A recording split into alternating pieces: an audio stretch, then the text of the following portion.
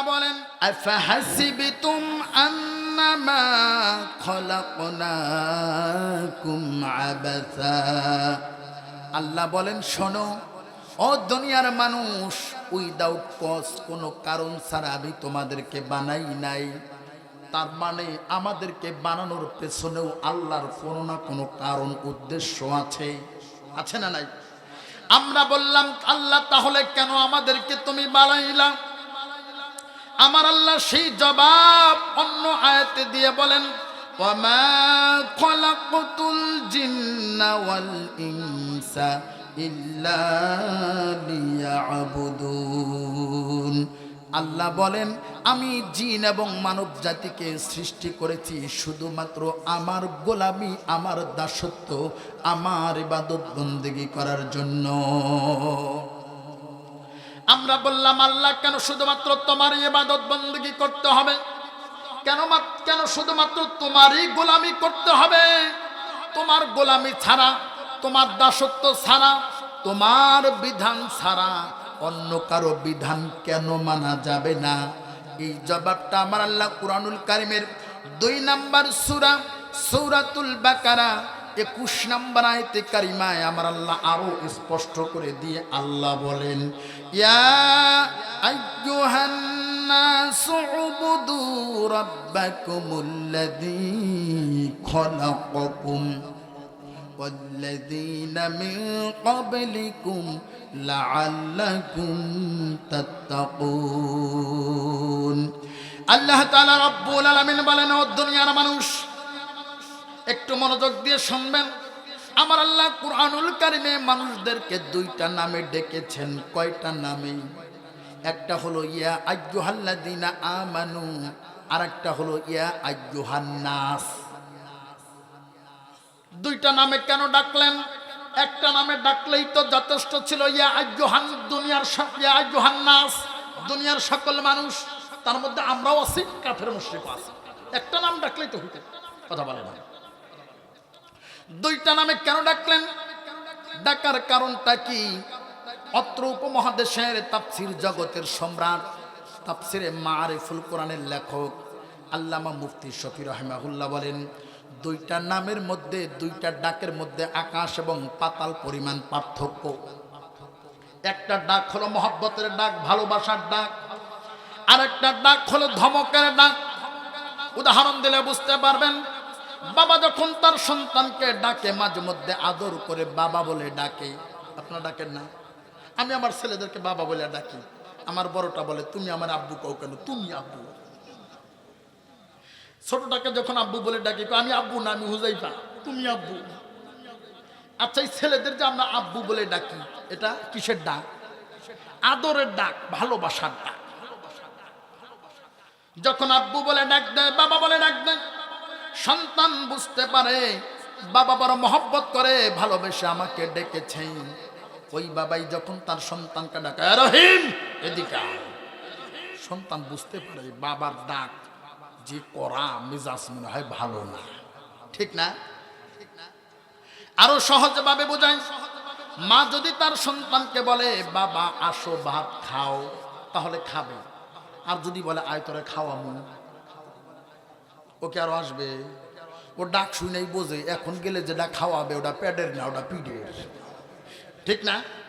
মা যখনই বলছে আয় তোরে খাওয়ামু, ও এলাকা ছাড়ে, ও এলাকা ছাড়ে। ঠিক আল্লাহ তাআলা রব্বুল আলামিন যখন ডাক দেয়া বলেন ইয়া আইয়ুহাল্লাযীনা আমানু, এটা হলো আল্লাহর সাথে বান্দার সম্পর্কের ডাক, মহব্বতের ডাক, ভালোবাসার ডাক, আদরের ডাক। আমার আল্লাহ ইমানদারদেরকে আদর করে ডাকেন। আর যখন বলে ইয়া আইয়ুহান নাস, এটা হলো ধমকের ডাক, সতর্ক করার ডাক। আল্লাহ এই আয়াতে বললেন ইয়া আইয়ুহান নাস, তার মানে ধমক দিয়েছে। কি দিয়েছে? কি দিয়েছে? ধমক দিয়েছে। ইয়া আইয়ুহান নাস উবুদু, ও দুনিয়ার সকল মানুষ তোমরা গোলামি করো, দাসত্ব করো, ইবাদত বন্দেগী করো। কার করবা? রব্বাকুম, তোমাদের রবের। কেন তার ইবাদত বন্দেগী করতে হবে? আল্লাহ বলেন এই জন্য করবা, আল্লাযী খলাকাকুম, তিনি তোমাদের বানিয়েছেন। কে বানিয়েছেন? আল্লাহ বলেন ইবাদত আন্দাজে যদি উনি আমাকে ওনার কথা শুনতে বলে আমি কি শুনবো? আমি বলবো আপনার কথা কেন শুনবো? কথা বলে না। আপনার কথা আমি শুনবো কেন? ওনার কথা যে শুনবো তারও একটা কারণ লাগবে। কি লাগবে? আমরা আল্লাহর ইবাদত বন্দেগী করব কেন? প্রশ্ন আছে না? আল্লাহ সে জবাব দিচ্ছে, আল্লাযী খলাকাকুম, এই জন্য আল্লাহর ইবাদত বন্দেগী করবা, রবের গোলামি করবা, ওই রব তোমাদের বানাইছে। এরপর আল্লাহ ডাক দিয়ে বলে, শোনো, শুধুমাত্র তোমাদেরকে আমার আল্লাহ বানায় নাই, ওয়াল্লাযীনা মিন ক্বাবলিকুম, তোমাদের ইতিপূর্বে যারা এসেছে সবাইকেই যিনি বানিয়েছেন তিনি কে? তাহলে এবার জবান খুলে বলেন আমাদের সৃষ্টিকর্তা কে? আরো জোরে বলেন কে? তার প্রমাণ আল্লাহ যে আমাদের সৃষ্টিকর্তা, তিনি যে আমাদের মালিক, তিনি আমাদের খালিক। প্রমাণ ছাড়া বলা যাবে? কথা বলেন না। প্রমাণ লাগবে না? তো প্রমাণ কি তাও জানেন না। প্রমাণ হলো আল্লাহর কোরআন। প্রমাণ কি? আল্লাহর কোরআন। কোরআন প্রমাণ করে দেন তিনি আমাদের খালিক, আমাদের সৃষ্টিকর্তা। কিন্তু বাংলাদেশের রামবাম নাস্তিক মুরতাদ গুলো বলে আমরা তো কোরআনই মানি না। কোরআন দিয়ে দলিল দিলে আমরা মানব না, একটা না হাজার দলিল যদি তোমরা দাও আল্লাহ যে আমাদের সৃষ্টিকর্তা এটা আমরা মানি না, হাদিসের দলিলও মানব না। তাহলে তোমরা কি চাও? তাদের জবাব হলো প্রত্যেকটা পণ্যের গায়ে কোম্পানির নাম লেখা আছে, আছে না? এই যে পানির বোতলটা রিভেরা নাম আছে না নাই? ওই যে টিস্যু বক্সটা বসুন্ধরা কোম্পানি, ওটা গায়ে নাম লেখা আছে। ওই যে ক্যামেরাগুলো দেখতেছেন ক্যানন কোম্পানি, গায়ে নাম লেখা আছে। লাইটগুলো সুপার স্টার কোম্পানি, গায়ে নাম লেখা আছে। এই যে মেশিনগুলো দেখতেছেন আহুজা, টোয়া, স্ট্রেঞ্জার, গায়ে নাম লেখা আছে। ইভেন মোবাইলের গায়েও কোম্পানির আছে না নাই? নাস্তিকদের যুক্তি হলো আল্লাহ যে আমাদের সৃষ্টিকর্তা, আমরা যে ওই কোম্পানির, কোরআন হাদিস বাদ দেন, আমাদের শরীরে কোন জায়গায় লেখা আছে? তাদের কথা যুক্তি আছে কিনা? কথা বলে না। আপনার মনে আমার আলোচনা বোঝেন না, তাহলে আওয়াজ দেন না কেন? প্রত্যেকটা জিনিসে একটা তাল আছে, আছে না নাই? নাপিতের দোকানে চুল কাটতে যাবেন, নাপিত বলেন তো, দেখবেন নাপিতকে সিধা যদি আপনার মাথায় বাড়ি দেয় একবার, বাড়ি না কিসকিস করে তিনবার, করে না? আচ্ছা, এটা কোনো কথা? ও আমার মাথার চুল কাটটা বাদ দেবে না কিসকিস করে, কাটবি তো আমার মাথায় চুল কাট। ওরে যদি জিজ্ঞাসা করেন কিরে ভাই আমার মাথা দিয়ে মাথায় তুই বাড়ি দাস একবার, বাইরে না কিসকিস করিস তিনবার, কারণটা কি? ফাইজলামি করিস নাকি? ও বলবে হুজুর এটা আমার কাজের তাল, এটা যদি না করে আমি চুলি কাটতে পারবো না। কথা কিন্তু ঠিক, কথা ঠিক। ওয়াজেরও কিছু তাল আছে, আপনার কথাবার্তা না বলেন তাহলে আমি কিন্তু আগাতে পারবো না। বলবেন তো ইনশাল্লাহ? তাদের কথা যুক্তি আছে না? আল্লাহ যে আমাদের বানাইছে, কোরআন হাদিস বাদ দেন, আমাদের কোন জায়গায় আছে? আমার কথা হলো এতদিন পর বাংলাদেশের নাস্তিকরা এমন প্রশ্ন করবে আল্লাহ কি জানেন? আল্লাহ জানেন? আল্লাহ সব কিছুই জানেন। এজন্য আমার আল্লাহ তাআলা রব্বুল আলামিন নাস্তিকদের প্রমাণ, তাদের জবাব, দলিলটাও আল্লাহ তাআলা রব্বুল আলামিন আদমের বডির মধ্যে দিয়েছেন। সুবহানাল্লাহ বলেন। এইটা বুঝতে গেলে একটু আমার দিকে কান দেওয়া লাগবে, মাইকে শুনে বোঝা যাবে না। এই যে আমার ডান হাতটার দিকে তাকান, আলিফ লাম লাম লাম, মাঝখানে তাসদিদ দিয়ে খাড়া জবর, এজন্য আল্লাহ মাঝখানের আঙুলটা উঁচু করে দিলেন। হায়ের পেটটা নিচের দিক থেকে এসে একটু মোটা, এই জন্য আল্লাহ বৃদ্ধাঙ্গুলি নিচের দিকে দিয়ে মোটা করে দিয়েছেন। ওয়াজ শুনে বাড়িতে গিয়ে হাতটা পানিতে চুবিয়ে সাদা কাগজ অথবা টেবিলের উপরে রেখে দিবেন। আল্লাহে বিল্লাহে তাল্লাহে, আল্লাহর কসম করে বলি আল্লাহ লেখা হয়ে যাবে। আর একটু আসতে বলেন, what is the cause? What is the cause? কারণটা কি? আল্লাহ যেন বলতেছে বান্দা উনজুর ইলাল ইয়াদি, বান্দা তোর হাতের দিকে তাকা, আমি আল্লাহ তাআলা রব্বুল আলামিন আল্লাহ নামের একটা স্টিকার তোর হাতের মধ্যে রেখে দিয়েছি। এবার বলেন আমরা কোন কোম্পানির? জোরে বলেন কোন কোম্পানির? প্রত্যেক কোম্পানির মাল ওই কোম্পানির নিয়ম অনুযায়ী চলে। প্রত্যেক কোম্পানির মাল ওই কোম্পানির নিয়ম অনুযায়ী চলে। আমার হাতে স্যামসাং মোবাইল, এটা কিভাবে চালাতে হবে কোম্পানি একটা নোটবুক দিয়েছেন, ক্যাটালগ দিয়েছেন, আছে না নাই? ওই ক্যামেরাগুলো কিভাবে চলবে তার একটা ক্যাটালগ কোম্পানি দিয়েছে। এক এক রকমের মেশিন আছে, এক একটা মেশিনের এক একটা সেটিংস, এটা দিয়েছেন কোম্পানি, ঠিক না? তাহলে আল্লাহ তাআলা রব্বুল আলামিন দুনিয়ার সাধারণ মানুষ পণ্য তৈরি করে, প্রোডাক্ট তৈরি করে চালানোর জন্য ক্যাটালগ দিয়ে থাকেন। আমার আল্লাহ আশরাফুল মাখলুকাত মানব জাতি বানালেন, ক্যাটালগের দরকার আছে না নাই? চলার যদি নিয়ম না থাকে তাহলে লাইন ক্রস, কথা বলেন, লাইন ক্রস হয়, অ্যাক্সিডেন্ট হয়ে যাবে। এজন্য আল্লাহ তাআলা রব্বুল আলামিন মানব জাতিদের চলার জন্য একটা ক্যাটালগ দিয়েছেন। বলেন তো ক্যাটালগটার নাম কি? বাল হুয়া কুরআনুম মাজিদুম ফি লাউহিন মাহফুজ।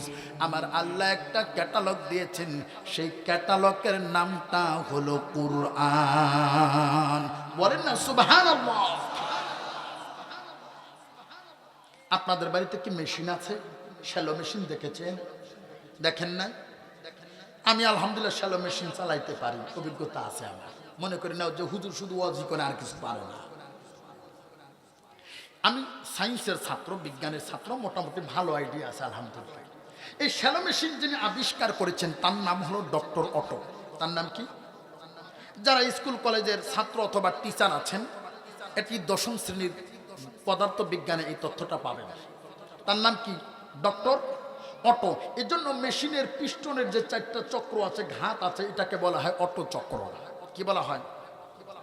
বোঝাচ্ছি, মনোযোগী হবেন। আগেই বলছি ক্লাস হবে, ওয়াজ তো বহু শুনছেন, ক্লাস করে যান আজকে।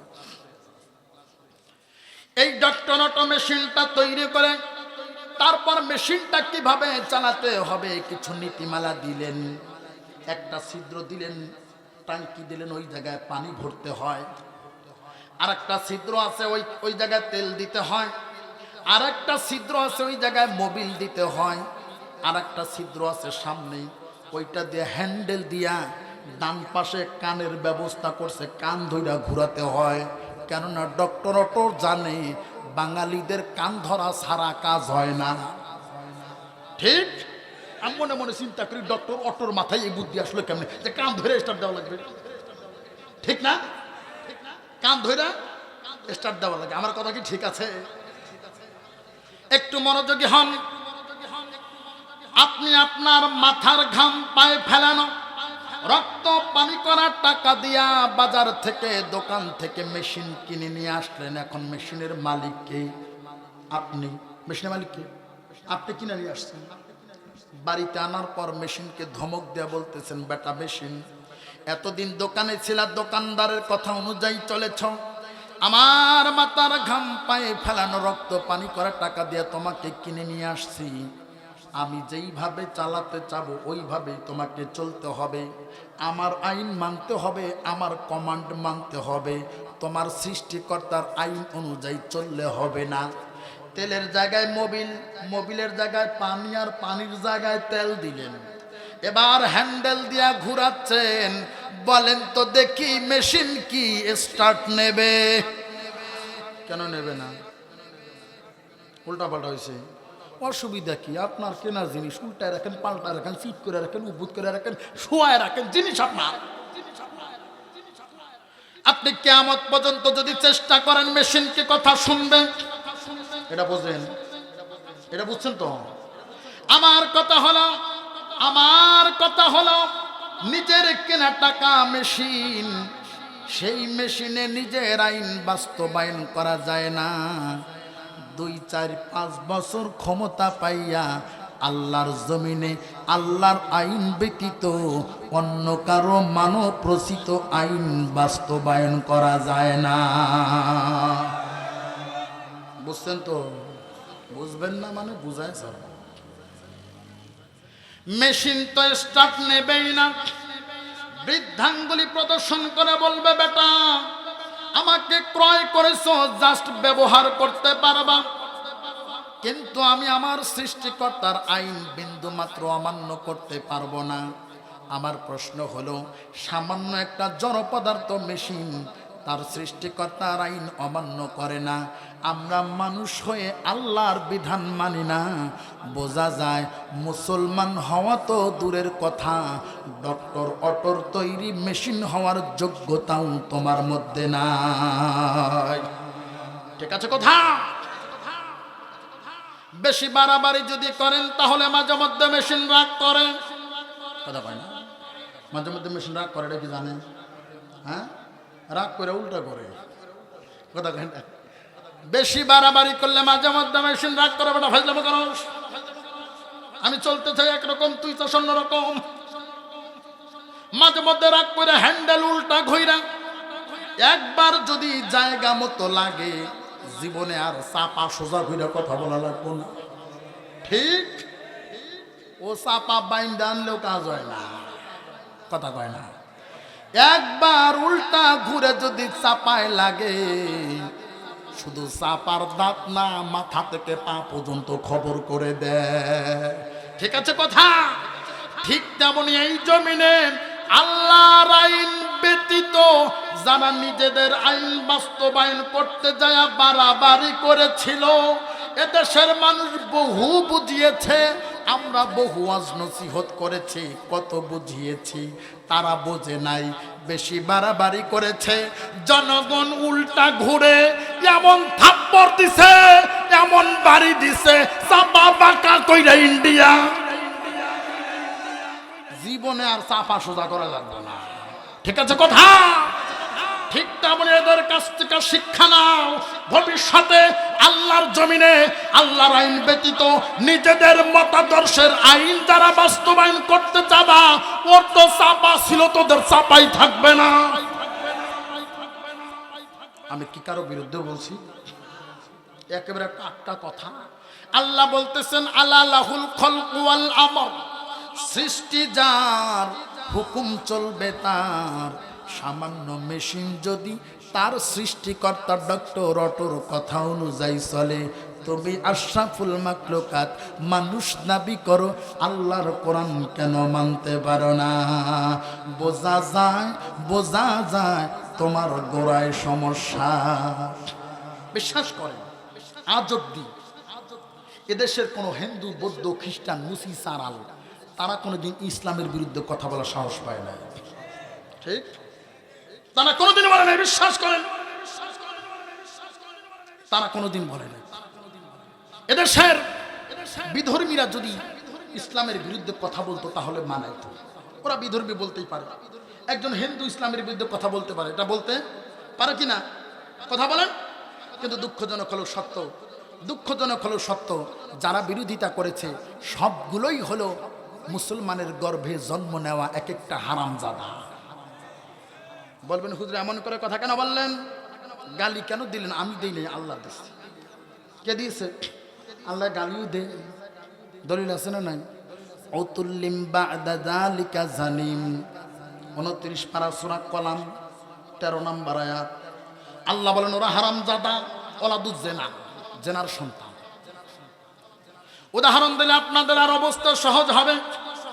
ছোটবেলায় দেখেছি মাও খালা চাচিরা মুরগির নিচে হাঁসের ডিম দিয়া বাচ্চা ফুটায়, দেখছেন? এখনো কি দেয়? চিন্তা করেন মানুষ কি পরিমাণ বাটপার। সামান্য মুরগির সাথেও বাটপারি করে। অবলা একটা পাখি, কথা বলে না। মুরগি তো আর বোঝে না যে আমার ডিম না হাঁসের ডিম। বেচারা মুরগি গরম করে তা দিয়ে দিয়ে সেখান থেকে বাচ্চা ফোটায়। বাচ্চাগুলো ডিম থেকে বের হয়ে মনে করে এটাই আমার মা, মুরগি মনে করে ওইগুলোই আমার বাচ্চা। ঠিক? মুরগি নিয়ে ঘুরে বেড়ায়, নিজে খায় না, বাচ্চাদেরকে খাওয়ায়।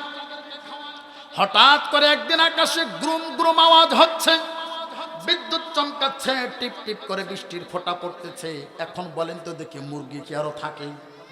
এক লাফ দিয়ে বারান্দা যাইয়া পাখা দুটা উঁচা করে বলতেছে, আমার কলিজার টুকরা সন্তানেরা, এখনই বৃষ্টি পড়বে, বৃষ্টি তোমাদের গায়ে লাগবে, ঠান্ডা হবে, জ্বর হবে, আমি তোমার চিকিৎসা করাতে পারবো না। অতএব তোমরা আর দেরি করো না, তাড়াতাড়ি আমার কাছে আসো, আমি মা তোমাদের জন্য এয়ার কন্ডিশনের ব্যবস্থা করছি। এখানে কি সুবহানাল্লাহ বলা যায়? আচ্ছা বলেন তো দেখি, মুরগি যতই করুণ সুরে ডাকুক আর কারিয়ানা সুরে ডাকুক আর চরমনায় সুরে ডাকুক, বাচ্চা কারো কথা শুনবে?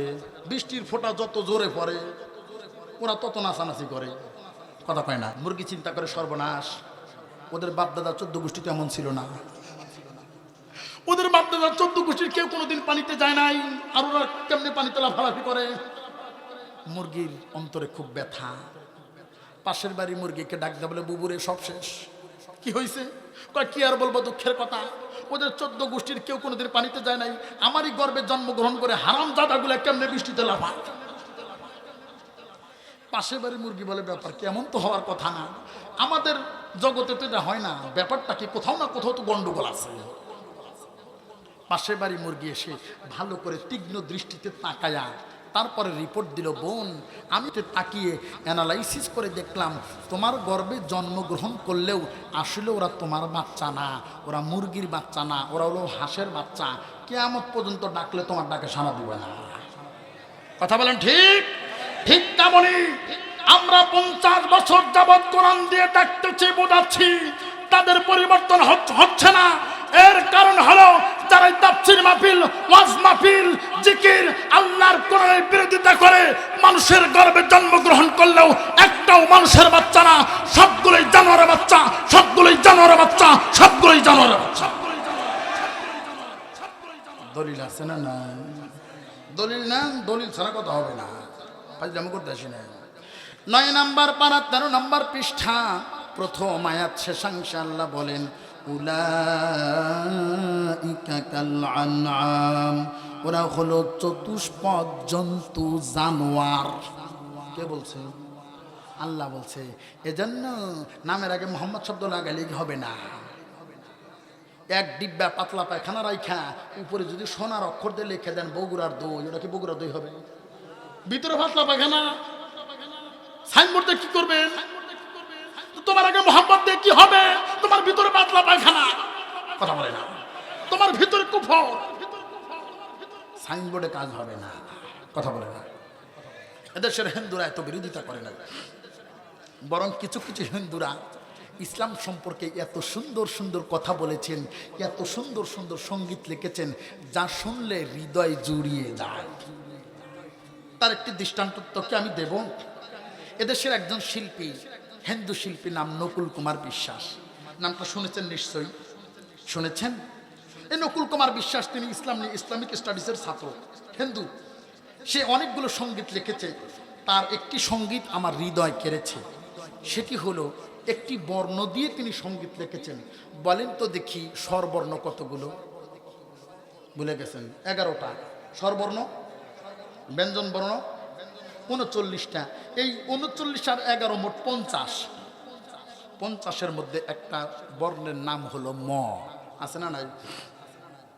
এই হিন্দু শিল্পী বলতেছে, আমি 50টা বর্ণের মধ্যে মকে সবচাইতে বেশি ভালোবাসি। কাকে ভালোবাসে? মকে সবচাইতে বেশি ভালোবাসি। কেন ভালোবাসে তিনি গানে গানে বলতেছে, আমি কি বলবো একটু? বর্ণ আছে রাশি রাশি, মবর্ণকে ভালোবাসি, মজে আমার প্রাণেরই সম্পদ, কারণ মতে মাওলা মতে মুহাম্মদ। সুবহানাল্লাহ, কি বলা যায়?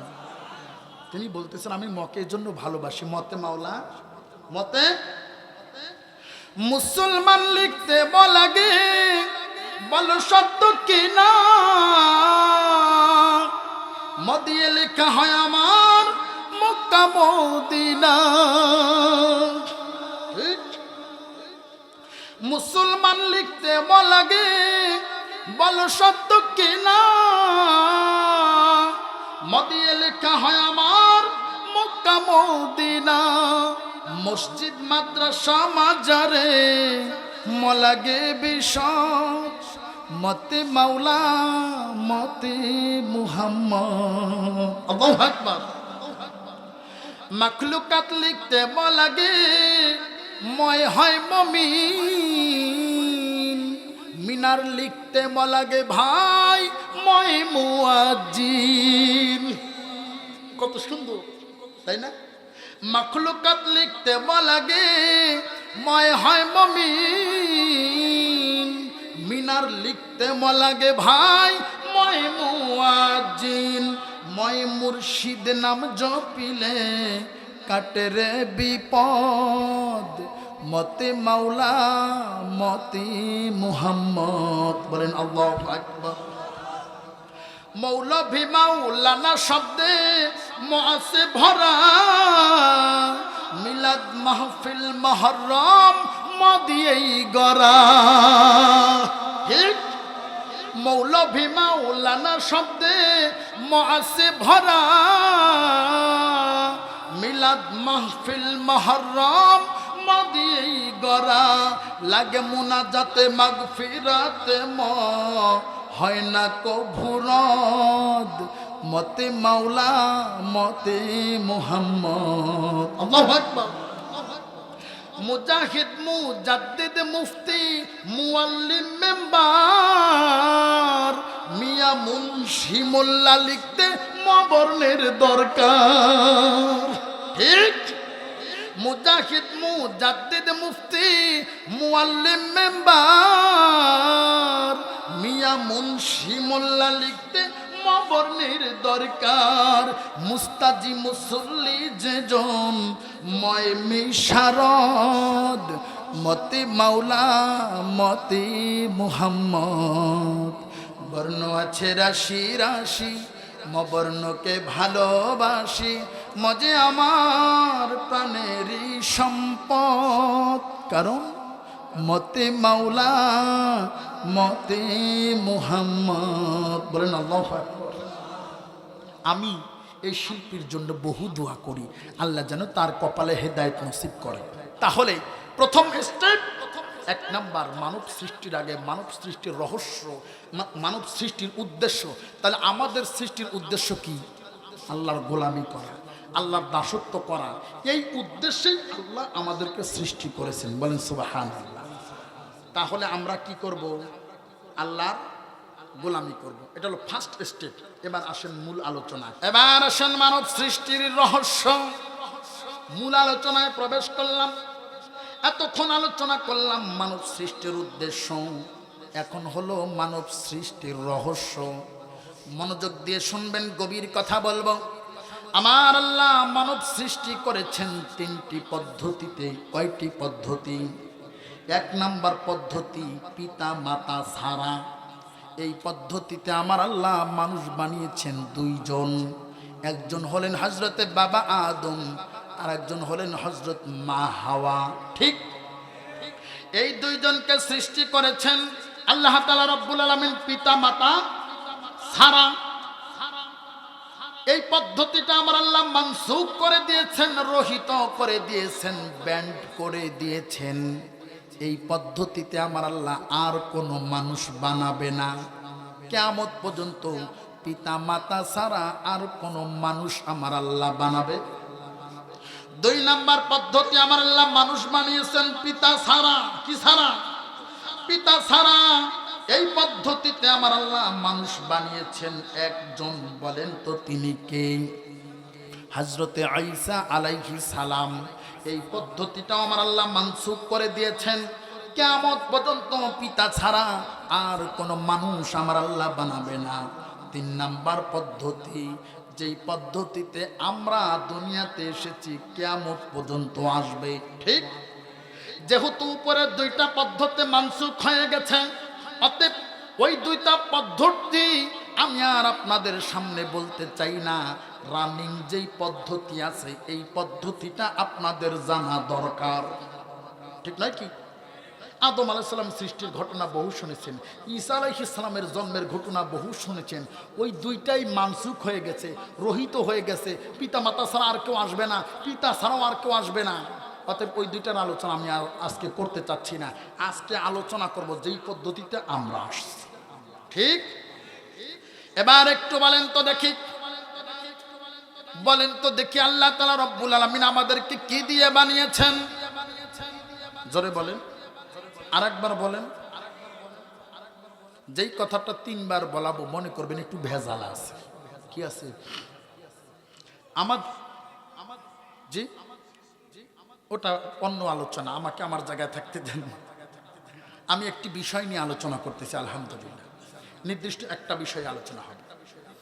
আল্লাহ তাআলা রব্বুল আলামিন আমাদেরকে বানিয়েছেন কি দিয়ে? মাটি দিয়ে। জোরে বলেন। এ জায়গায় একটু ব্যাখ্যা ভুল আছে। আল্লাহ ডাইরেক্ট মাটি দিয়ে একজনকেই বানিয়েছেন, তিনি হলেন হযরতে আদম আলাইহিস সালাম। আদম ব্যতীত আর কোনো মানুষ তো দূরের কথা, হাওয়াকেও মাটি দিয়ে বানায় নাই। ঠিক? আদম ব্যতীত অন্য মানুষ তো দূরের কথা, হাওয়াকে মাটি দিয়ে বানিয়েছে একটা প্রমাণও নাই। তাহলে হাওয়াকে কে দিয়ে বানিয়েছেন? আল্লাহ বলেন অখলাকা মিনহা যাওজাহা, আদম থেকে, আদমের বাম পাজর থেকে হাওয়া আলাইহিস সালামকে বানানো হয়েছে। সুবহানাল্লাহ বলবেন না? মাদ্রাসার ছাত্রগুলো খুব চতুর হয়, চালাক হয়, বিয়ার কথা ডাইরেক্ট মা বাবাকে তো বলতে পারে না, গানে গানে মা বাবার সামনে গান গায়। বাম পাজরের হার তুমি যেখানেই থাকো, আমার জন্য তোমার মনের জায়গাটা রাইখো। বাম পাজরের হার তুমি যেখানেই থাকো। বুঝতে পারছেন তো কি কইছে? মানে বাপরে বুঝাইতেছে আমার বাম পাজর হার যে জায়গা আছে তাড়াতাড়ি নিয়ে আসো। এটা মাদ্রাসার ছাত্র দিয়ে সম্ভব, ঠিক না? ক্লাস 9-এর একজন মেয়ে আমাকে কঠিন একটা প্রশ্ন করছে, বলবো কি? একটু কঠিন একটা প্রশ্ন। হুজুর, বাম পাজরের হার থেকে যদি স্বামী থেকে স্ত্রীকে বানানো হয়, এক একটা মেয়ের যে 3-4টা বিয়া হয়, ওরে কার পাজরের হার থেকে বানাইছে? আমি চিন্তা করলাম সর্বনাশ, 5টা সাবজেক্টে মাস্টার্স করলাম, এই প্রশ্ন আমার মাথায় জীবনে আসে নাই। ক্লাস 9-এর ছাত্রী আমার মাদ্রাসার কয়, হুজুর বাম পাজরের হাত থেকে যদি স্ত্রীকে বানানো হয়, তাহলে এক এক মহিলার, এমনও মহিলা আছে 4-5টা করে বিয়া হয়, আছে না নাই? হ্যাঁ, তাহলে ওরে কোনটার হাত থেকে বানাইছে? এ জবাবটা কি এখন না পরে দিলে হবে? হ্যাঁ, পরে দেব, কি বলেন? মনে থাকবে না?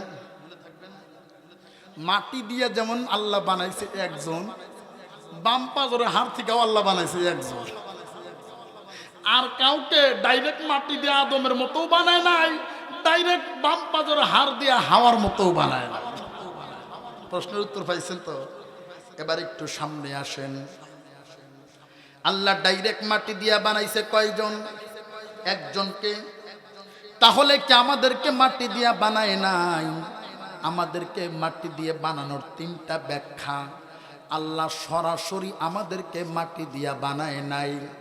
ওনাকে যদি মেশিনে দিয়ে টুকরা টুকরাও করা হয়, 1 চিমটি মাটি ওনার দেহ থেকে পাওয়া যাবে না। সরাসরি আমাদেরকে মাটি দিয়ে বানায় নাই। কি দিয়ে বানিয়েছেন? তার জবাব আমার আলোচ্য আয়াতের প্রথম আয়াতে আছে। আল্লাহ বলেন ওয়ালাকাদ খলাকনাল ইনসানা মিন সুলালাতিন মিন তিন।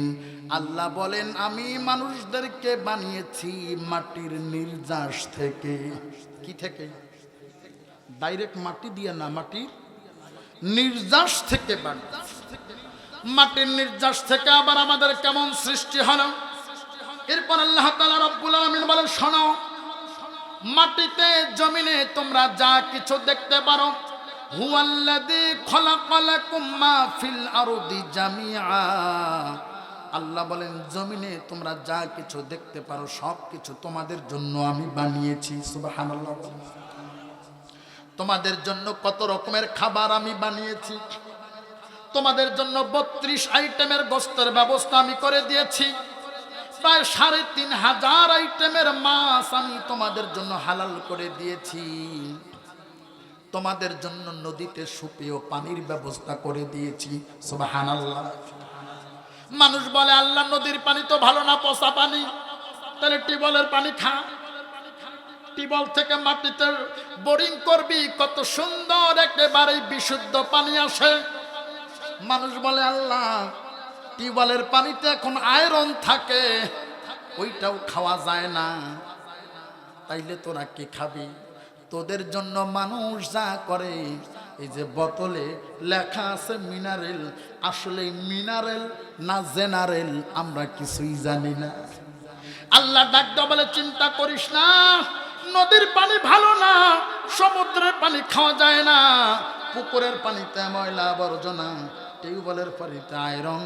আমি এমন জায়গায় তোদের জন্য মিষ্টি পানির ব্যবস্থা করলাম, দুনিয়ার কোনো মানুষ ওই পানি নষ্ট করতে পারবে না।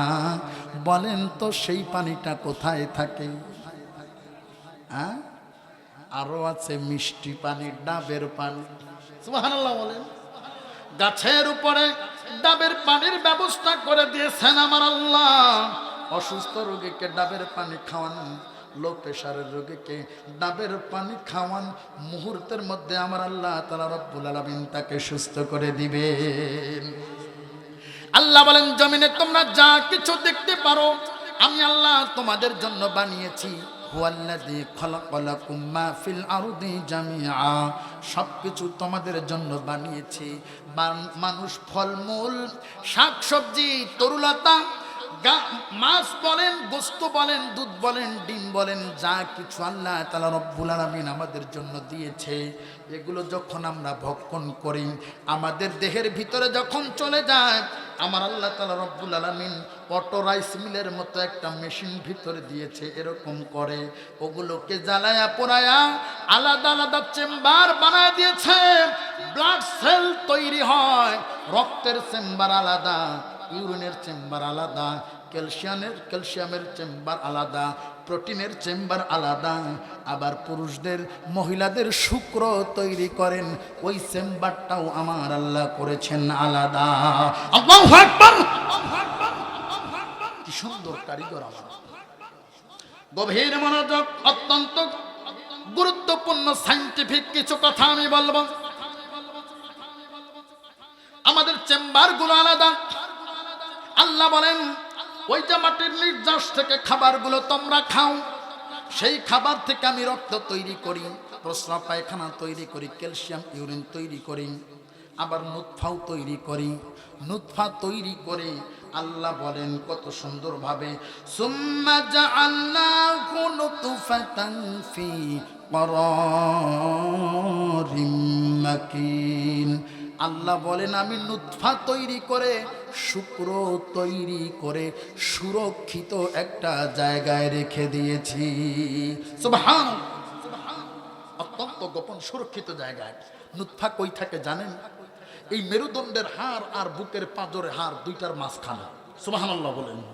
স্বামী স্ত্রী যখন মিলিত হন, আমার মা বোনেরা একটু মনোযোগী হয়ে কথাগুলো শোনেন। আমি কিছু লজ্জাজনক কথা বলবো, এই কথাগুলো লজ্জা করে করে ওলামায়ে কেরাম বলে না, সাধারণ মানুষ জানতেও পারে না, কিন্তু বলা দরকার।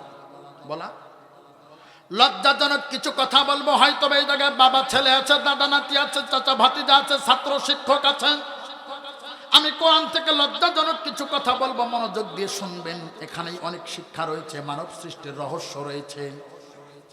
স্বামী স্ত্রী যখন মিলিত হয় সব সময় কিন্তু সন্তান হয় না, নির্দিষ্ট কিছু সময় রয়েছে। আমার মা বোনেরা ভালো করে জানেন, দুই পিরিয়ডের মধ্যবর্তী সময়টা হলো সন্তান জন্মদানের অ্যাকসেপ্ট করার গুরুত্বপূর্ণ সময়। ওই সময় স্ত্রী দেহের ভিতরে একটা ডিম্ব তৈরি হয়। স্বামী যখন তার স্ত্রীর সাথে মিলিত হয়, খুলে মিম্মা দাফিক ইয়াখরুজু মিন বাইনিস সুলবি ওয়াত তারাইব। স্বামীর দেহ থেকে যখন শুক্রটা বের হয়ে যায়, স্পামটা বের হয়ে যায়, শুনলে হতবাক হবেন। একজন সুস্থ মানুষের দেহ থেকে যেই গতিতে শুক্রটা বের হয়, এই গতির পরিমাণ হলো ঘন্টায় 127 মাইল। এখানে কি সুবহানাল্লাহ? ওনার দ্বারা কোনো সন্তান জন্ম দেওয়া সম্ভব নয়। একটু কল্পনা করেছেন? কল্পনা করেন 2 কোটি। আমার যুবক ভাইরা একটু মনোযোগ দিয়ে শোনেন, অন্যদিকে আমি যাব না, যেহেতু আমি আমার সাবজেক্টের দিকে আগাচ্ছি। একটু মনোযোগ দিয়ে শোনেন। এক এক ফোঁটায় 2 কোটি থাকে। কোন ব্যক্তি যদি হারাম পথে শুক্রগুলো নষ্ট করে দেয়, ব্যয় করে, অথবা সন্তান নেবে না খাবারের ভয়ে যদি ফেলে দেয়, হারাম পথে যদি অপব্যয় করে, কাল কিয়ামতের দিবসে প্রত্যেকটা শুক্র কীট আপনার বিরুদ্ধে আল্লাহর দরবারে হত্যার মামলা দায়ের করবে। খবরদার, যেখানে সেখানে নষ্ট করা যাবে না। আমি ওদিকে যাব না, সামনে আগাচ্ছি। ওই যে স্বামীর দেহ থেকে শুক্রটা বের হয়ে গেল, 3D ভিডিওগুলো দেখবেন, ক্ষিপ্র গতিতে এগুলো দৌড়াতে থাকে। স্বামী স্ত্রীর দেহের ভিতরে যে একটা ডিম্ব তৈরি হয়, ওই ডিম্ব থেকে একটা নালা তৈরি হয়। নালাটা জরায়ুর মুখ পর্যন্ত সে এরকম করে খুলে দেয়। উদাহরণ দিলে আপনারা বুঝতে পারবেন। সমুদ্রের 1000 ফুট পানির নিচে ঝিনুকগুলো বসবাস করে। আসমানে যখন বিদ্যুৎ ঘনঘটা শুরু হয়, ওই সমুদ্রের 1000 ফুট নিচে থাকা ঝিনুকগুলো মুহূর্তের মধ্যে উপরে চলে আসে। তারা তাদের মুখগুলো খুলে দেয়। আসমান থেকে 1 ফোঁটা বৃষ্টির পানি পড়ার সাথে সাথেই ন্যানো সেকেন্ডের মধ্যে মুখটা বন্ধ হয়ে যায়। একসাথে যদি একটা বৃষ্টির ফোঁটা যায় তাহলে একটা মুক্তা হয়। একসাথে যদি 2টা বৃষ্টির ফোঁটা যায় 2টা মুক্তা হয়। একসাথে যদি 3টা বৃষ্টির ফোঁটা যায় 3টা মুক্তা হয়। যতগুলো বৃষ্টির ফোঁটা যাবে ততগুলো মুক্তা তৈরি হয়। ওই ঝিনুকের মতো মায়ের ডিম্ব থেকে যে নালাটা জরায়ুর মুখ পর্যন্ত এসেছে, সে তার মুখটা খুলে দেয়। একসাথে যদি একটা শুক্র যায়, শুক্র কীটটা যেতে দেরি, মুহূর্তের মধ্যে ওই মুখটা বন্ধ হতে দেরি হয় না। একসাথে একটা গেলে একটা সন্তান হয়, 2টা গেলে 2টা সন্তান হয়, 3টা গেলে 3টা সন্তান হয়। এখন পর্যন্ত সারা বিশ্বে ইউরোপের একজন মহিলা একসাথে 10টা সন্তানের জন্ম দিয়েছে। কারো একটাও নাই, আর এক মহিলার একসাথেই 10টা। আমার বাংলাদেশেও কিন্তু কম না।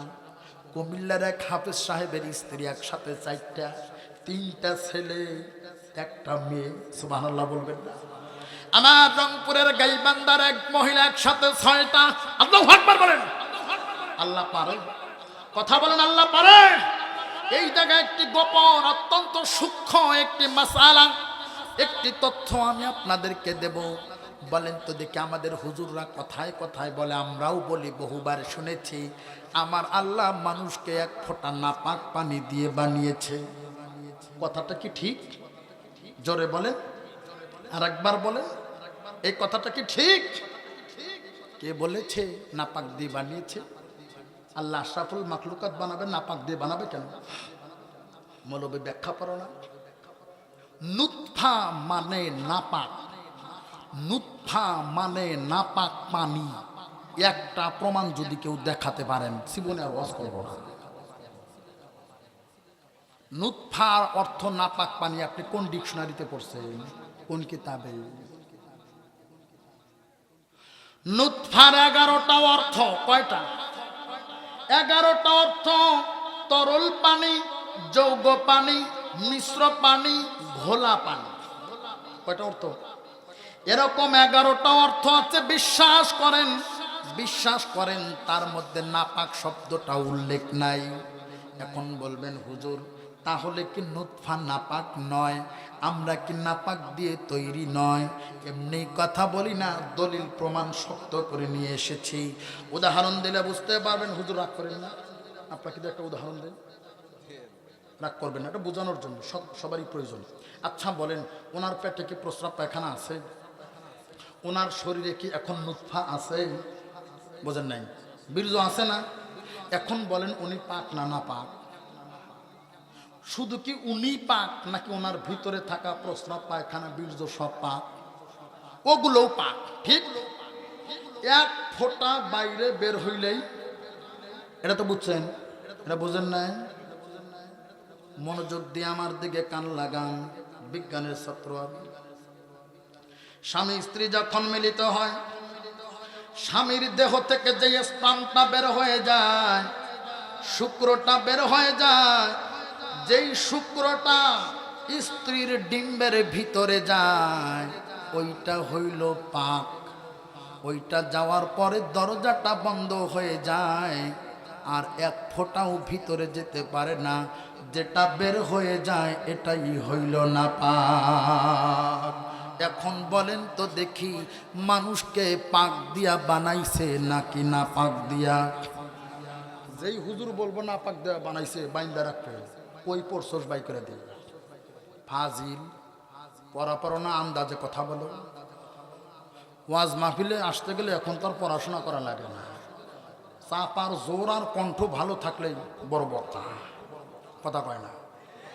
এই মাহফিলে যদি বলি ভালো একটা সাইকুল হাদিস দেব, তাদের পছন্দ হবে না, কিন্তু গান গায়, নাচানাচি করে, ছটফট করে, কৌতুক করে, ভাইরাল করে নিয়ে আসবে 1 লাখ দিয়া, কথা কয় না। ভালো হলে মানবে না, শুধু গাধাই পানি ঘোলা করে খায় না, আমার দেশের শ্রোতারাও পানি ঘোলা করে খায়, ঠিক না? পড়াশোনা নাই। দাওয়াত দেওয়ার আগে বক্তাকে জিজ্ঞাসা করবেন আপনার কোয়ালিফিকেশন কি, কোথায় পড়াশোনা করেছেন, এখন কি করেন। যে বেচারা 10 বছর আগে পড়াশোনা করে এখন কিছুই করে না, কিতাব জীবনে ধরে না, ওই লোকটার ভিতরে কিছু থাকার কথা। চর্চা করলেই থাকে না। আমরা পড়াই, তারপরেও বুঝি না। মাঝে মধ্যে ওস্তাদকে ফোন দেই, হুজুর বুঝি না তো। আরো 50-10 বছর আগে কিতাবাদি রাইখা দিছে, জীবনে মাদ্রাসা বারান্দা এখন আর যায় না। ও এখন আল্লামা। কি আল্লামা? মুফাসসির যদি বলি যে মুফাসসির কোন শব্দ, বলতে পারে না, আসলে বলতে পারে না। এদেশের বক্তাদেরকে ইন্টারভিউ দিয়ে মাঠে নামানো দরকার, ঠিক নয় কি? একটু আমার দিকে মনোনিবেশ করেন। শুক্রটা ভেতরে যাওয়ার পর ডিম্বের মুখটা বন্ধ হয়ে যায়, বাকি যেই শুক্রগুলো বের হয়ে যায় ভিতরে থাকে না, ওইটা হলো নাপাক, বের হয়ে যায়। ওই শুক্রটা ভেতরে যাওয়ার সাথে সাথেই আল্লাহ তাআলা রব্বুল আলামিন একজন ফেরেশতা ডিম্বে নিয়োগ করে দেন। সুবহানাল্লাহ বলেন। একজন ফেরেশতা ডিম্বে নিয়োগ করে দেন। ওই ফেরেশতা ওই মানুষটা জন্মগ্রহণ করবে, দুনিয়াতে আসবে, মারা যাবে, যেই জায়গায় দাফন হবে ওই জায়গার 1 চিমটি মাটি এনে ডিম্বের মধ্যে রেখে দেন। সুবহানাল্লাহ বলেন। আমি বলেছি মানুষকে মাটি দিয়ে বানানোর ব্যাখ্যা 3টা। কয়টা? 1 নাম্বার ব্যাখ্যা, আদম আলাইহিস সালামকে মাটি দিয়ে বানাইছে, তাই আমরাও মাটি, আসল মাটি তাই আমরা মাটি, আসল মাটি তাই। 2 নাম্বার ব্যাখ্যা হলো মাটি থেকেই নির্যাস, সেখান থেকে নুতফা, অতএব এটা হলো 2 নাম্বার ব্যাখ্যা। 3 নাম্বার ব্যাখ্যা, নুতফাটা ভিতরে যাওয়ার সাথে সাথে ওই যে ফেরেশতা নিয়োগ করা হয়েছে, ওই ফেরেশতা 1 চিমটি মাটি এনে ডিম্বের মধ্যে রেখে দেন। এটা হলো 3 নাম্বার ব্যাখ্যা। ডিম্বটা হলো গোলাকৃতি, আপনারা 3D ভিডিওগুলো দেখবেন, এখন অনলাইনে পাওয়া যায়। ওই শুক্রটা ভিতরে যাওয়ার পর কিন্তু স্থির থাকে না। যেই শুক্রটা ভিতরে যাওয়ার পর স্থির থাকে, দৌড়াদৌড়ি করতে পারে না, ওইটা আর জন্মগ্রহণ করতে পারে না, নষ্ট হয়ে যায়। শুক্রটা ভিতরে যাওয়ার সাথে সাথে বর্তমান চিকিৎসা বিজ্ঞানীরা বলে ওইটা তখন দৌড়াদৌড়ি করে, 1 মুহূর্তের জন্য বন্ধ থাকে না।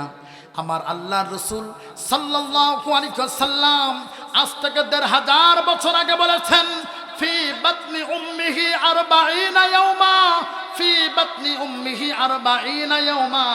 শুক্রটা শুক্র আকারে 40 দিন মায়ের ডিম্বের ভিতরে থাকে, আর দৌড়াদৌড়ি করে, আর দৌড়াদৌড়ি করে।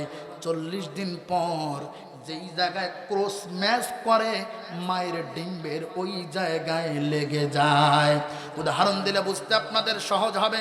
মনে করেন ওনারও এ পজিটিভ, আমারও রক্তের গ্রুপ এ পজিটিভ, ওনার রক্তের প্রয়োজন, আমি রক্ত দেওয়ার জন্য গেছি, ডাইরেক্ট রক্ত কিন্তু ওনাকে দিতে পারবো না, তাহলে ওনাকে বাঁচানো যাবে না। রক্ত দেওয়ার আগে 2 জনের এ পজিটিভ হলেও রক্ত দেওয়ার আগে ক্রস ম্যাচ করতে হয়, ঠিক আছে কথা হুজুর? ঠিক তেমনি 40 দিন শুক্রটা ঘোরার পর যেই জায়গায় মায়ের ডিম্বে ক্রস ম্যাচ করে ওই জায়গায় লেগে যায়। 40 দিন অতিক্রম করার পর শুক্রটার শুক্র থাকে না, 1 ফোঁটা রক্তপিণ্ডে পরিণত হয়। বলেন আল্লাহু আকবার। আল্লাহ তাআলা রব্বুল আলামিন কুরআনুল কারীমে আমার আলোচ্য আয়াত আল্লাহ কত সুন্দরভাবে বলেন, সুম্মা খালাকনান নুতফাতা আলাকা। ওই রক্তপিণ্ডতে পরিণত হয় কয়দিন পর? কয়দিন পর? প্রত্যেক দিনের আলোচনা এখন চলবে, দিন হিসাব করবেন কয় দিন পর্যন্ত দেখে যাইতে পারি আমরা, শুনবেন তো ইনশাল্লাহ। আমাদের কিন্তু রাস্তা অনেক, সবে মাত্র আমাদের বয়স কয় দিন মনে করেন, কল্পনায় মনে করেন আমরা এখন মায়ের গর্ভে, কল্পনা আমরা এই মাহফিলে না, আমরা এখন কোথায়? মায়ের গর্ভে। ওই হিসাবে আমি আপনাদের প্রশ্ন করবো, আপনারা জবাব দেবেন। আমাদের বয়স এখন কয় দিন? 40 দিন। 40 দিন বয়স যখন হয়েছে, আল্লাহ তাআলা রব্বুল আলামিন সুম্মা খালাকনান নুতফাতা আলাকা, একটা রক্তপিণ্ডে পরিণত করেছে। সেই রক্তপিণ্ডটা কিরকম বর্তমান চিকিৎসা বিজ্ঞানীরা সেটাও বের করে দিয়েছে। আল্লাহু আকবার বলেন। যোগ দেখছেন? যোগ দেখেন নাই? পানিতে যে যোগগুলো থাকে দেখেন নাই? যোগগুলো যদি দেখে থাকেন, আমি যতটুকু জানি, যোগগুলো যদি কারো হাতে অথবা পায়ে অথবা কোমরে যেই জায়গায় লাগুক না কেন, মুখ দিয়া লাগে, ছোট্ট একটা যোগ এক প্রান্ত দিয়ে লাগার সাথে সাথে রক্ত চুষতে চুষতে কিছুক্ষণের মধ্যেই বড় হয়ে যায়, ঠিক নয় কি? কিছুক্ষণের মধ্যেই বড় হয়ে যায়। অনুরূপভাবে 40 দিন পর মায়ের ডিম্বের সাথে যে মুখটা লাগে, মায়ের রক্ত চুষতে থাকে আর জোকের মতো লম্বা হতে থাকে, গোল হয় না। রক্ত চষে আর লম্বা হয়, রক্ত চষে আর লম্বা হয়। একদিন না, 2 দিন না, মায়ের গর্ভে আমরা 40টা দিন রক্ত চুষে চুষে বড় হয়েছি। সন্তান, কি করে মায়ের সাথে নাফরমানি করো? তোমার মায়ের রক্ত চুষে চুষে রক্ত পিণ্ড বড় হয়ে তোমার শরীরের এক টুকরা গোশত হয়েছে। এরকম রক্ত চুষেছি আমরা 40 দিন। কয়দিন? এখন আমাদের বয়স হইল 80 দিন। কয়দিন? আমরা কোথায়? মায়ের গর্ভে। 80 দিন বয়স যখন হয়েছে, দেখবেন রক্তগুলো জমাট বেঁধে বেঁধে শক্ত হয়ে যায়। তখন কিন্তু আর তরল থাকে না।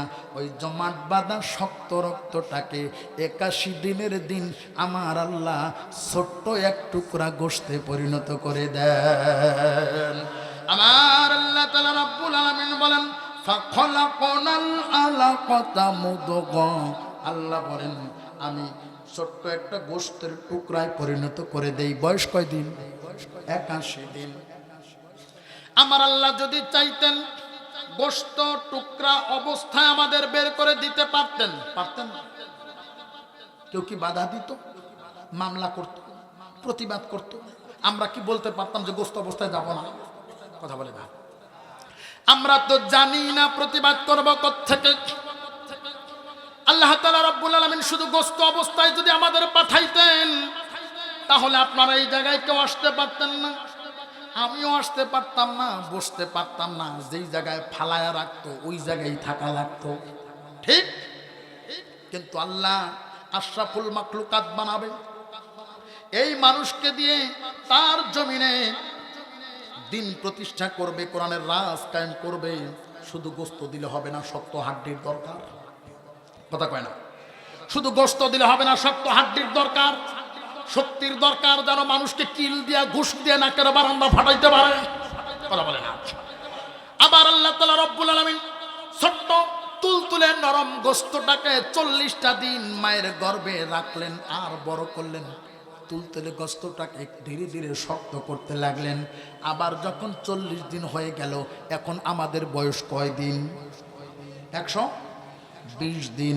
120 দিন বয়স যখন হয়েছে, আল্লাহ তাআলা রব্বুল আলামিন বললেন শুধু গোশত দিলে হবে না, শক্ত হাড্ডির দরকার। কেননা দিন কায়েম করতে গেলে মায়ের খেতেও হবে, দিন কায়েমের আন্দোলনের জন্য প্রয়োজনে মায়ের দিতেও হবে। আল্লাহ বলেন ফাইন কাতালুকুম ফাকতুলহুম, ফাইন কাতালুকুম ফাকতুলহুম। কেউ যদি অন্যায়ভাবে তোমারে থাপ্পড় দেয়, ঘুষি মাইরা তার নাকের বারান্দা ফাটায় দিবা। এটার নাম হলো ইসলাম। কোরআন বলছে, আমি বলি না, কোরআন। কোরআন। এবার আল্লাহ তাআলা রব্বুল আলামিন ছোট্ট গোশতের টুকরা থেকে 121 দিনে এবার খাসা বানানো শুরু করলেন। সুবহানাল্লাহ বলেন। খাসা তৈরি হচ্ছে। কি মজার আলোচনায় আছি, একটু মনোযোগী হন। নতুন নতুন কিছু তথ্য আপনারা শুনতে পারবেন। আল্লাহ তাআলা রব্বুল আলামিন যদি চাইতেন লম্বা একটা লোহার মতো হাড় দিয়া পা থেকে মাথা পর্যন্ত দিতেন, পারতেন। কিন্তু কি অবাক করা, আমার আল্লাহ লম্বা ওই যে দরজা জানালা বানায়, গ্রিল বানায়, ওদের মতো কইরা ঝালাই কইরা দেয় নাই। যেইখানে যেই ধরনের হাড় লাগবে ওইখানে ওই ধরনের হাড় দিয়ে দিলেন। আপনার হাঁটুর নিচে একরকম, হাঁটুর উপরে আর এক রকম, ভাঁজ করার জন্য মাঝখানে আবার কত সুন্দর স্প্রিং কবজার মতো দিয়ে দিলেন। পায়ের পাতাগুলো আবার অন্যরকম, বুকের হাড় হলো একরকম, পিঠের হাড় কত সুন্দর সাইকেলের চেনের মতো, যেভাবে ইচ্ছা বাঁকা করা যায়। একটা না দুইটা না, একটা না দুইটা না, আমার আল্লাহ 206খানা হাড় দিয়া আমাদের খাঁচা বানাইছে। আল্লাহ বলেন ফাবিআইয়ালা রাব্বিকুমা তুকাজ্জিবান। ও বান্দা, আমার কোন কোন নিয়ামতকে তুমি অস্বীকার করবা, এরপরও আমি আল্লাহর শুকরিয়া কেন তুমি আদায় করো না? 206খানা হাড় দিলেন, 360টা জোড়া লাগায়া দিলেন। শুধু তাই নয়, কবজা দিয়েছে 23 জোড়া। আল্লাহু আকবার। বাংলাদেশের একজন শিল্পী চমৎকার একটি সঙ্গীত লিখেছিল বহু আগে, বলবো কি? ওটা কিন্তু তাফসীর না, উদাহরণ বলবো।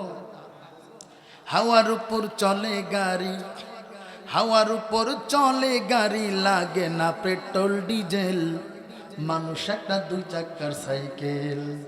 চমৎকার গাড়ির মডেল গো, চমৎকার গাড়ির মডেল, মানুষ একটা 2 চাকার সাইকেল। কথা বলেন ঠিক কিনা? 2 চাকায় করেছে খাড়া, জায়গায় জায়গায় স্ক্রুপ মারা, 72,000 স্পক দিয়া এই সাইকেল গড়া। 2 চাকায় করেছে খাড়া, জায়গায় জায়গায় স্ক্রুপ মারা, 72,000 স্পক দিয়া এই সাইকেল গড়া। হিসাব কইরা দেখ না তোরা, হিসাব কইরা দেখ না তোরা, 206টা ডায়াক্সেল, মানুষ একটা 2 চাকার সাইকেল।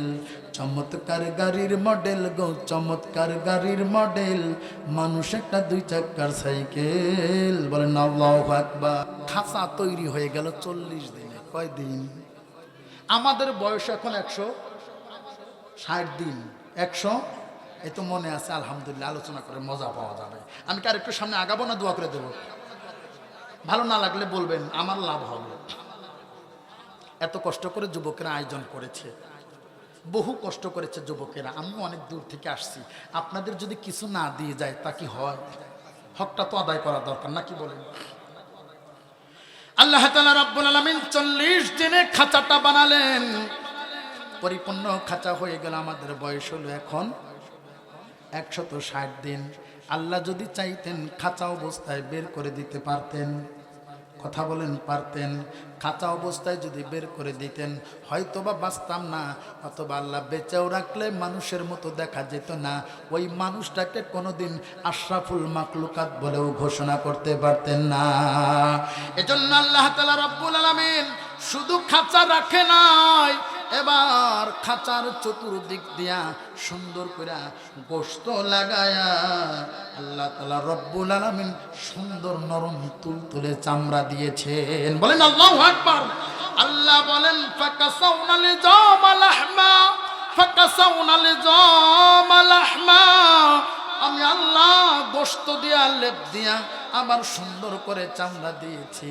কি সুন্দর কারিগর আমার আল্লাহ, কি সুন্দর কারিগর। এক এক জায়গায় এক এক রকম চামড়া দিয়েছে। সুবহানাল্লাহ বলেন। আপনার পায়ের তালুর চামড়া একরকম, উপরের চামড়া আবার অন্যরকম। একই মানুষ একই পায়ের মধ্যে 2 চামড়া। আপনার পায়ের তালু দিয়া যতই হাঁটা চলা করেন না কেন কোনোদিন ক্ষয় হয় না, কিন্তু উপরের চামড়া যদি একটা বার নিচে দেওয়া হয় 2 মিনিটও হাঁটতে পারবেন না। ওই মুরব্বীর বয়স 80 বছর, যদি প্রশ্ন করি বাবা 80 বছর ধরে আপনি হাঁটেন, 1 বছর বাদ দিলাম 79 বছর ধরে আপনি হাঁটেন বাবা, এতদিন ধরে হাঁটতেছেন, আপনার পায়ের চামড়ার কয় ইঞ্চি ক্ষয় গেছে?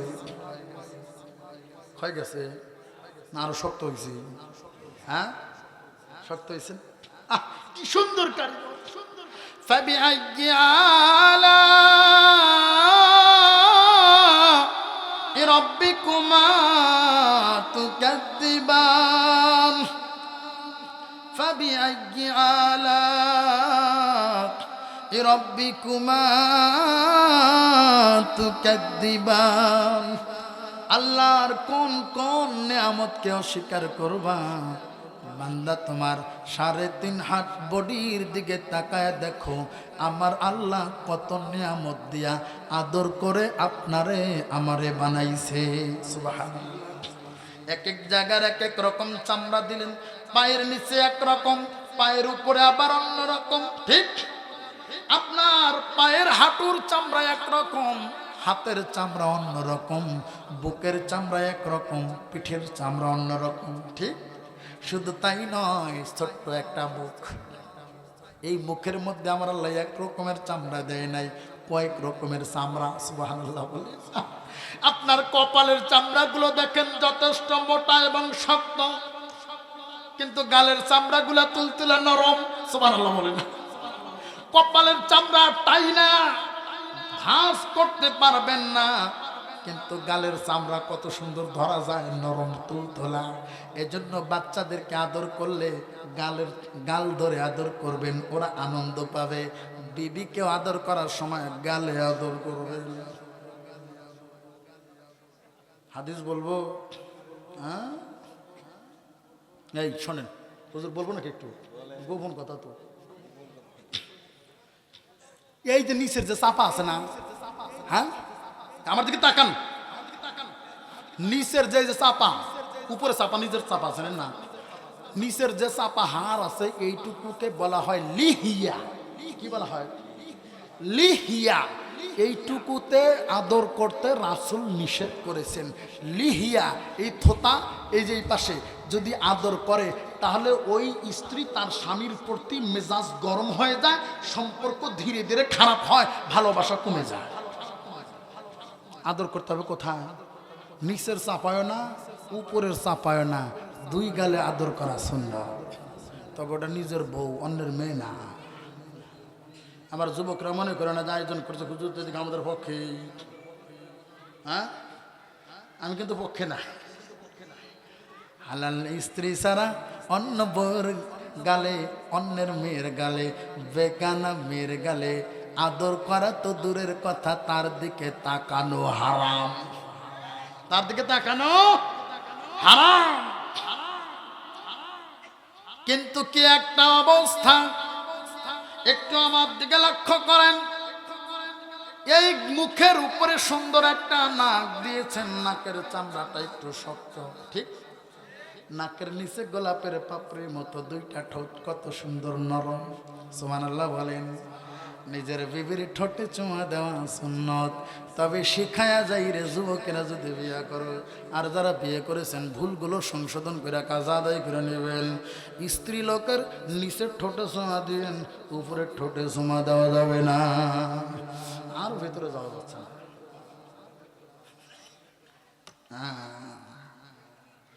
যারা উপরের ঠোঁটে দিচ্ছেন কাজ আদায় করে নিয়েন। একটু আমার দিকে মনোযোগী হন। আম্মা জান আয়েশা সিদ্দিকা রাদিয়াল্লাহু তাআলা আনহা বলেন, আল্লাহ রাসূল সাল্লাল্লাহু আলাইহি ওয়াসাল্লাম আমার দুই গাল এবং নিচের ঠোঁট ধরে আদর করতেন। সুবহানাল্লাহ। শুধু তাই না, এই যে গ্লাসটা দেখায়া আম্মা জান আয়েশা বলে, আমি যেই জায়গায় মুখ লাগায়া ঠোঁট লাগায়া পানি পান করতাম, আমার রাসূল যদি দেখতেন ঠিক একই জায়গায় ঠোঁট লাগায়া তিনি পানি পান করতেন। আর আমাদের বিবিরা যদি পানি অর্ধেক খায়া পানি রাইখা দেয়, ঠোঁট লাগানো তো দূরের কথা, ওই পানি খাই না। কথা কয় না? ঠোঁট লাগানো তো দূরের কথা, পানি খায় না, ফেলা না। তোর দুর্গন্ধ মুখের পানি খাইব না, কথা কয় না। এই জন্য স্বামী স্ত্রীর মধ্যে মিল নাই। স্বামী স্ত্রীর মধ্যে মিল আছে?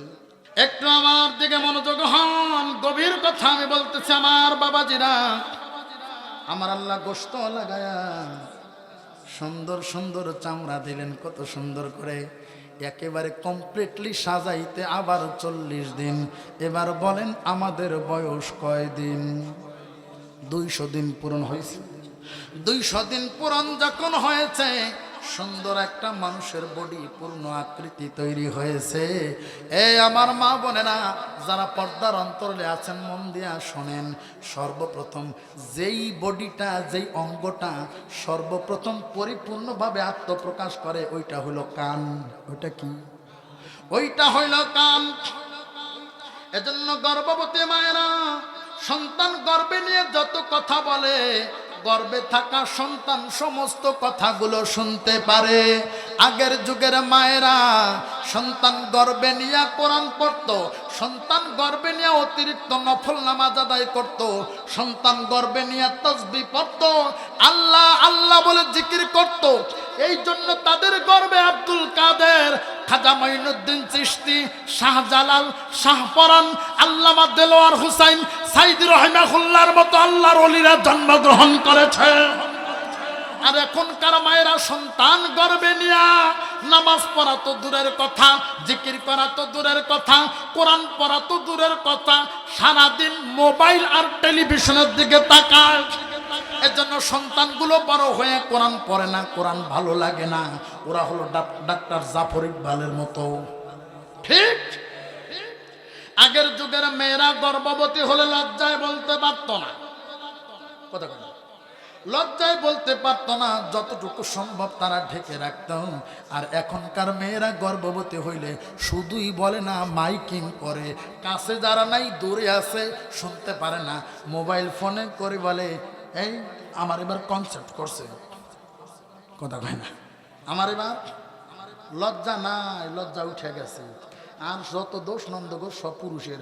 বাংলাদেশে নারীদের ব্যাপারে আইন নাই, কথা কয় না, নারীদের ব্যাপারে আইন নাই, রাস্তা দিয়া যাওয়া যায় না। বাপরে বাপ, আল্লাহ বলেছেন অকরনা ফি বুয়ুতিকুন্না ওয়ালা তাবাররাজনা তাবাররুজাল জাহিলিয়াতিল উলা। তোমরা জাহিলি যুগের নারীদের মতো ব্যাপার দা পেট পিট বাড়ি করে হাইটো না। আর নারীদের আটকানি যায় না, ভুল বশত যদি ধাক্কা লাগে দোষ পুরুষের, কথা কয় না। এখানে আমরা হুজুররা পড়ছি বিপদে, না দেখে তো উপায় নাই, মাথা নিচা করে দেবেন।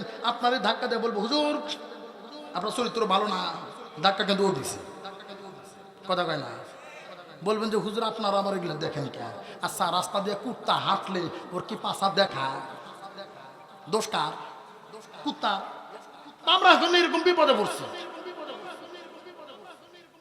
সম্ভবত 2017 সালে ঢাকার ক্যান্টনমেন্ট, আমার ভাইরা প্লাস খালাতো ভাই, ওর বাসা থেকে আমরা স্বামী স্ত্রী যাচ্ছি।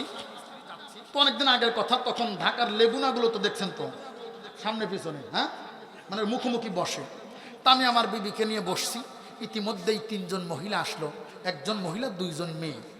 তো শরীরে যা পড়েছে, এর সে না পড়া আরো ভালো ছিল, একেবারে ঠিক আমাদের মুখোমুখি। আমি পড়ছি বেকায়দা, জুয়ান বুড়া যা আছে সব ওইদিকে তাকায় আছে। আর মেয়ে দুইটা মনে করছে, বাহ আমার কত দাম, সবাই আমারে দেখে, কথা কয় না, সবাই আমারে।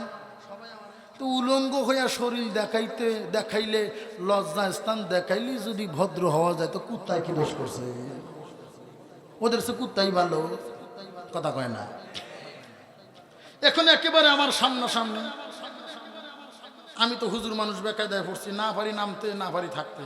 একবার মাথায় এদিকে আর একবার এদিকে, ডাইনে বামে, কতবার আর ডাইনে বামে রাখা যায়। জসীমউদ্দিন এসে নামছি, মাঝে মধ্যে মাথা নিচের দিকে দিয়েছি।